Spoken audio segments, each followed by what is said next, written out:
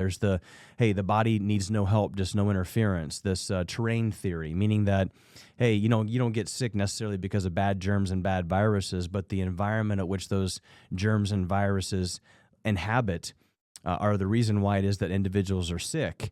And so I think that Robert Kennedy, really kind of is on this side. He's like, listen, I'm not anti-vaccine. I'm not even anti-medication per se.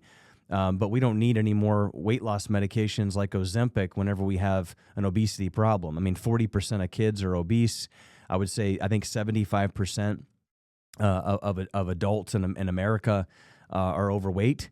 And so we've got a really serious problem. And so these particular two models are where, we really begin to butt heads. And as somebody who is not, educated in the medical world, you oftentimes get put in between these two very systems. Well, I don't know which way to go. I pay $400 or $500 a month in insurance, and I go there, and my doctor says, well, you should get this shot, that shot.